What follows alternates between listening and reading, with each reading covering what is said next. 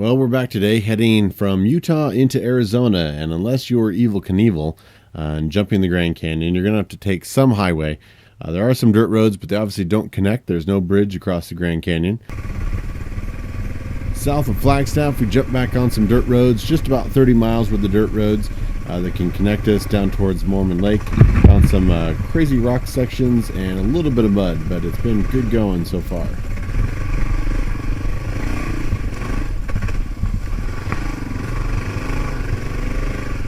Hey guys, we just stopped here for a little bit of lunch. Standard staple of a motorcycle adventurist is some sort of sausage, cheese, and crackers. Did find a little stump town, a cold brew, coffee. Put in a quick picture. Neat little area. Kind of pan you around. Just came up a rocky section there. I'll find the GoPro footage and put it in here while I'm talking. But yeah, some of the hills are very rocky. And so far, slow down. Haven't had any issues. This road seems to be all right. The one I just came from, if you can see, is a little muddy. It looks totally fine, and your bike will just sink in about 8 inches. So very deceiving in some areas. But I think today's the last day of overcast rain. So hopefully the rest of the weekend will be beautiful. Alright, lunch completed. It looks like I don't have far to go. And I'll be at CR3, which should take me to the lake. All I did was type in Mormon Lake, so not too much further. Looks like just mud. Oh, a little slippery. Maybe it is still wet over here.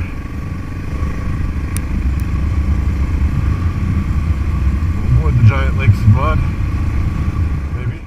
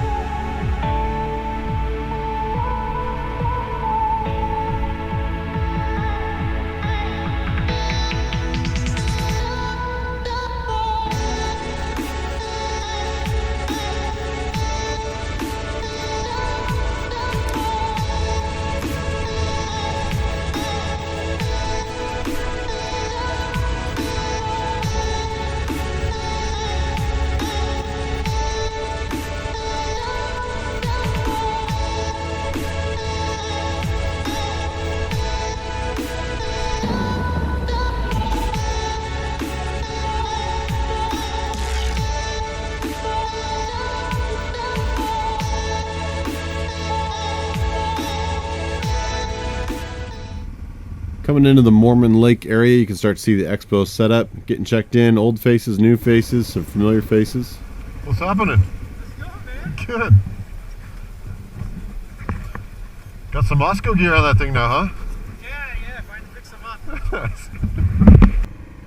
And then we're off, trying to find our campsite. You can see Friday afternoon, a lot of people are still setting up. It's pretty vacant, but we'll make our way down Motorcycle Row and go find a good campsite. I don't really like the wide open spaces. Being a wildland fire, I always try to find a good shade tree.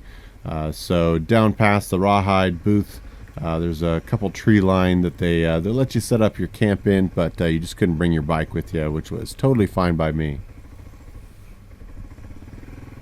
All right, with camp set up, got to do the chores, of course, the nightly candle light, computer action, backing up all the SD cards from the GoPros, putting on externals, and saving the information for you guys. Beautiful moon that evening.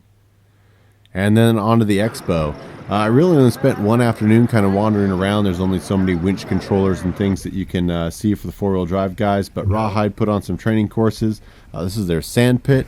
Had to run through there. Not the greatest sand rider, so I thought I would take some pointers. Didn't do too bad.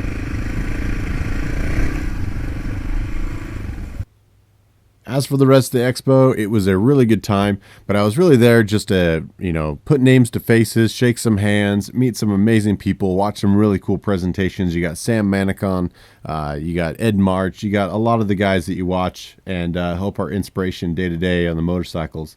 It was really cool to see. There were some cool scouts. Anything Scout was there, and a really cool setup for a new Overland Scout.